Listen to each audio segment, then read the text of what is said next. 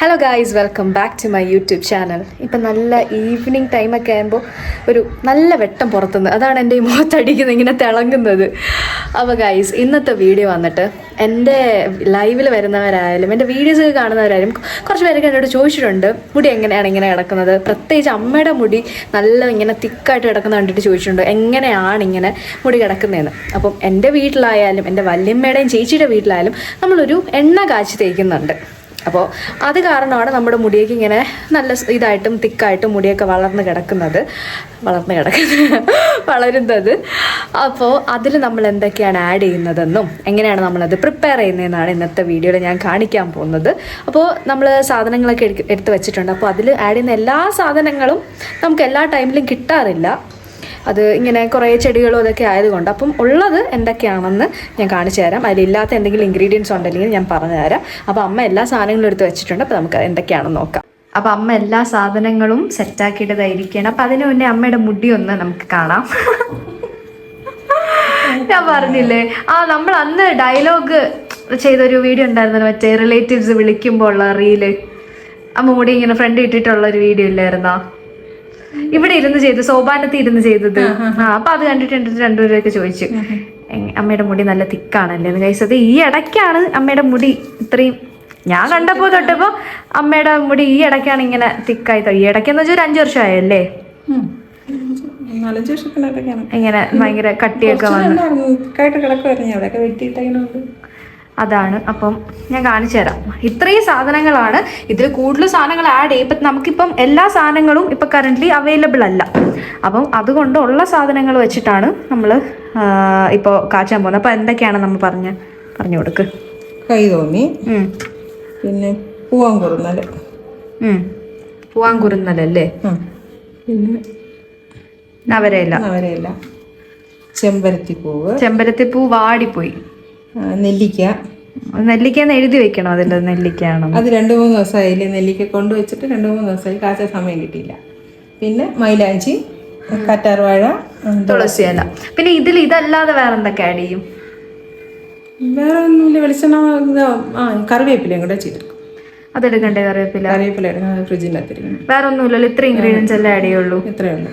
പിന്നെ ചിലപ്പോൾ 2 കുരുമുളക് കൂടെ ഇടുന്നു. ഓക്കെ, അപ്പം നമുക്കിതിനി അരയ്ക്കല്ലേ? അരയ്ക്കണല്ലേ പോണേ? അരച്ച് പിഴിഞ്ഞെടുക്കണം. ഓക്കെ, ഇനി കുറച്ച് എൻ്റെ മുടി ഫ്ലെക്സ് ചെയ്യാം. എൻ്റെ മുടി അത്ര തിക്കൊന്നും അല്ല, എന്നാലും അമ്മയുടെ വെച്ച് നോക്കുമ്പോൾ അത്ര നല്ല തിക്കാണോ? സ്കൂളിലൊക്കെ പഠിച്ചിട്ടുണ്ടപ്പോൾ ശരിക്കും അതുപോലെയാ? ഇപ്പൊ നല്ല തിക്കായി തന്നെ. ഇടയ്ക്ക് വെച്ച് നല്ല കൊഴിച്ചിലുണ്ടായിരുന്നു. അപ്പം ഞാൻ എന്താണ് സാധാ വെളിച്ചെണ്ണയായിരുന്നു ആ ഇടയ്ക്ക് വെച്ച് തേച്ചുകൊണ്ടിരുന്നത്. ഇപ്പം വീണ്ടും അമ്മ മുമ്പ് കാച്ചി തേക്കുമായിരുന്നു. പിന്നെ ഒരിടയ്ക്ക് വെച്ച് അതൊരു ബ്രേക്ക് പോലെയായി. പിന്നെ വീണ്ടും അമ്മ കാച്ചാൻ തുടങ്ങി. അപ്പോൾ വീണ്ടും പഴയതുപോലെ മുടി വളർന്നു തുടങ്ങി. പിന്നെ ഞാൻ ഡെയിലി ഒന്നും മുടി കഴുകാറില്ല. 2 ദിവസം 3 ദിവസം കൂടുമ്പോഴാണ് മുടി കഴുകുന്നത്. പിന്നെ അതുമല്ല, എണ്ണ തേക്കുന്നതും ആഴ്ചയിൽ 2 ദിവസം 1 ദിവസം തേക്കാറുള്ളൂ. മിക്സിയിൽ അടിച്ചാണ്. എന്നിട്ട് തുണി വെച്ച് പിഴിയണ്ടേ? അത് എണ്ണ കാച്ചിയതിന് ശേഷം തുണി വെച്ച് പിഴിയോ?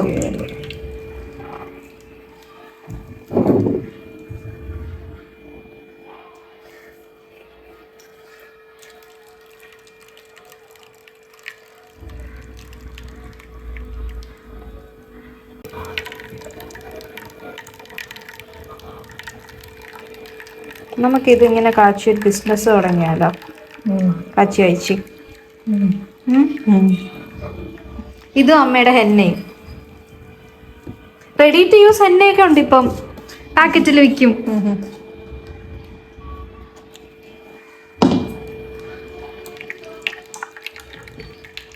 ഓക്കെ, നമ്മുടെ മെയിൻ സാധനം വെളിച്ചെണ്ണ ഒഴിക്കുകയാണ്.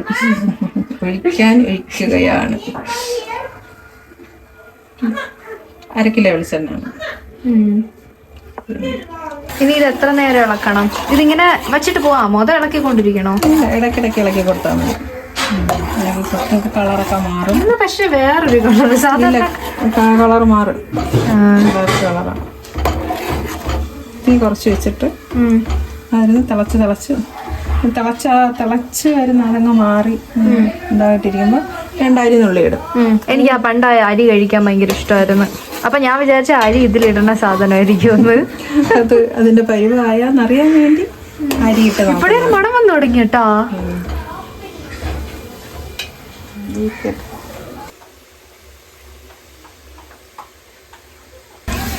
ഗൈസ്, നേരത്തെ പറഞ്ഞ അരിയിടൽ ഇതാണ്.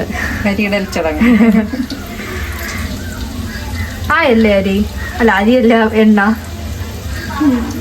അരിഞ്ഞു മേളിൽ വന്നില്ലല്ലോ. വന്നില്ലേ? എന്നാലേ ആവുള്ളൂ. നമ്മുടെ അപ്പുറത്ത് നമ്മുടെ മുട്ട ബജ്ജി റെഡി ആയിക്കൊണ്ടിരിക്കും. കുട്ടി ഇതിൻ്റെ വീഡിയോ ഞാൻ ഇടും. വിട്ടിട്ടാണ് ഇനി വ്ളോഗ് ഇടുന്നതെന്നൊന്നും അറിയില്ല. എന്തെങ്കിലും ഉടനെ വരും. നോക്കട്ടെ.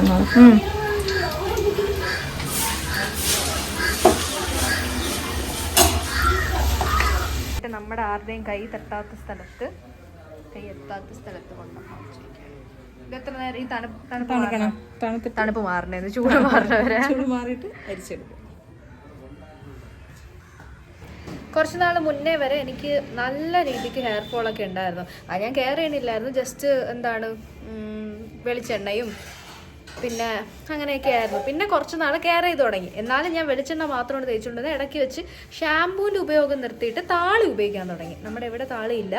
വേറെ അപ്പുറത്തെ വീട്ടിലൊക്കെ പോയി ചെമ്പരത്തിയെല്ലാം പറിച്ച് താളി ഉപയോഗിക്കുമായിരുന്നു. അപ്പോഴും എനിക്ക് കുഴപ്പമില്ല. എന്താണ് മുടി കൊഴിച്ചിൽ കുറഞ്ഞു, പക്ഷെ പുതിയ മുടി വളർന്നില്ലായിരുന്നു. പിന്നെ ഞാൻ എന്ത് ചെയ്തു, അമ്മേൻ്റെ അടുത്ത് വീണ്ടും പറഞ്ഞു. അമ്മയും പറഞ്ഞു ലൈക്ക് ബാത്റൂമിലൊക്കെ പോകുമ്പം നിറയെ മുടിയായിരിക്കും തലയിട്ട്. പിന്നെ അമ്മ തന്നെ പറഞ്ഞു ഇങ്ങനത്തെ ഇനി എണ്ണ കാച്ചാന്ന് പറഞ്ഞിട്ട് എണ്ണ കാച്ചു തുടങ്ങി. എന്നിട്ട് ഞാൻ താളി ഇപ്പോൾ ഉപയോഗിക്കുന്നില്ല, ഷാമ്പൂ ആണ് ഉപയോഗിക്കുന്നത്. എന്നാലും എനിക്കങ്ങനെ ഷാമ്പൂ ഉപയോഗിച്ചിട്ടുള്ള സൈഡ് എഫക്റ്റ് അങ്ങനെയൊന്നുമില്ല. ഇപ്പം അത്യാവശ്യം കുറവുണ്ട്, സമാധാനമുണ്ട്. സത്യം പറഞ്ഞാൽ ഒരു വിഷമമാണ് മുടി ഇങ്ങനെ ഊരി വരണ കാണുമ്പോൾ. ഗൈസ്, അങ്ങനെ സാധനം തണുത്തു. ഇനി നമുക്കിത് അരിച്ച് കുപ്പിയിലോട്ടാക്കാം.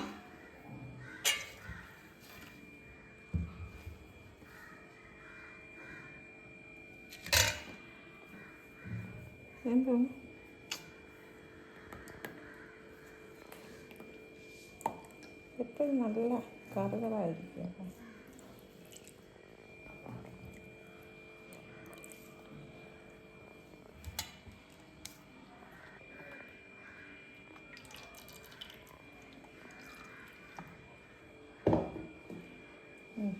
ഗൈസ്, അങ്ങനെ ഒരു കുപ്പി എണ്ണ റെഡി ആയിട്ടുണ്ട്.